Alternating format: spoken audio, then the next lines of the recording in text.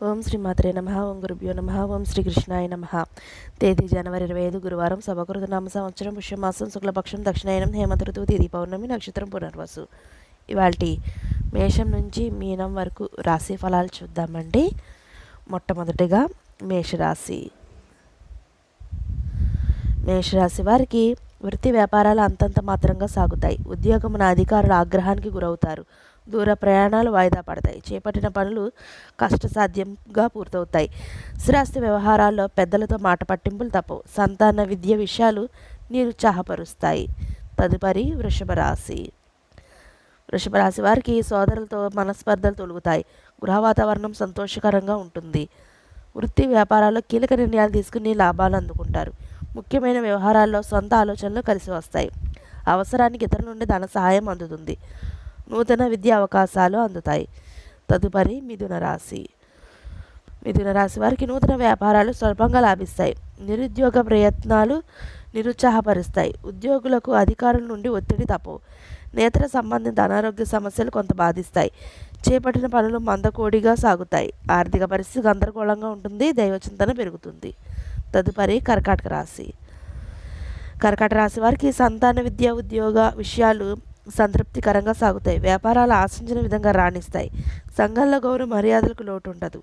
చేపట్టిన పనులు కార్యసిద్ధి కలుగుతుంది.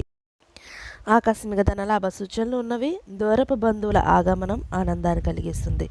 తదుపరి సింహరాశి. సింహరాశి వారికి ఆదాయం మించి ఖర్చులు పెరుగుతాయి. రుణదాతల నుండి ఒత్తిడి పెరుగుతుంది. ఉదర సంబంధిత అనారోగ్య సమస్యలు బాధిస్తాయి. చేపట్టిన పనిలో జాప్యం కలుగుతుంది. వ్యాపారాలు ఊహించిన సమస్యలు ఎదురవుతాయి. వృత్తి ఉద్యోగాలు వివాదాలకు దూరంగా ఉండడం మంచిది. ఇక తదుపరి కన్యారాశి. కన్యారాశి వారికి సంఘంలో ప్రముఖుల నుండి విశేషమైన ఆదరణ లభిస్తుంది. సంతాన విద్య వివాహ యత్నాలు సత్ఫలితాలనిస్తాయి. ధన వ్యవహారాలు సజావుగా సాగుతాయి. గృహమున సంతాన శుభకార్య విషయాలు ప్రస్తావన వస్తుంది. ముఖ్యమైన పనులు బంధుమిత్రుల సహాయ సహకారాలతో పూర్తి చేస్తారు. తదుపరి తులారాశి. తులారాశి వారికి ఉద్యోగమున చాలా కాలంగా వేధిస్తున్న సమస్యలు పరిష్కరించుకుంటారు. వ్యాపార వ్యవహారాలు ఆశాజనకంగా సాగుతాయి. ఇంటా బయట అనుకూల వాతావరణం ఉంటుంది.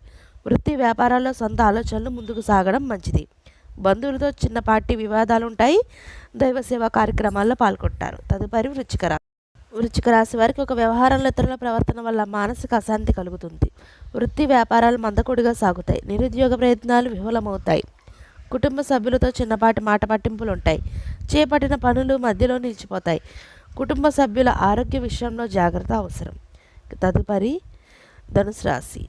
ధనుసు రాశి వారికి వృత్తి వ్యాపారాల్లో గందరగోళ పరిస్థితులు ఉంటాయి. నిరుద్యోగులకు అతి కష్టం మీద అల్ఫా ఫలితాలు పొందుతారు. ఉద్యోగమున బాధ్యతలు మరింత అధికమవుతాయి. దూర ప్రయాణాలు వాయిదా వేయడం మంచిది. కొన్ని వ్యవహారాలు సమస్యాత్మకంగా సాగుతాయి. వృధా ఖర్చులు పెరుగుతాయి. తదుపరి మకర రాశి. మకర రాశి వారికి ఉద్యోగమున అధికారుల ఆదరణ పెరుగుతుంది. కుటుంబ పెద్దల ఆరోగ్య విషయంలో జాగ్రత్త అవసరం. ప్రయాణాల్లో నూతన పరిచయాలు కలుగుతాయి. ముఖ్యమైన వ్యవహారాలు జీవిత భాగస్వామి సలహాలు కలిసి వస్తాయి. నిరుద్యోగులకు శుభవార్తలు అందుతాయి. ఆర్థిక పరిస్థితి మెరుగుపడుతుంది. ఇక తదుపరి కుంభరాశి. కుంభరాశి వారికి బంధుమిత్రుల సఖ్యత పెరుగుతుంది. వ్యాపారాల్లో శత్రువుల సమస్యల నుండి తెలివిగా బయటపడతారు.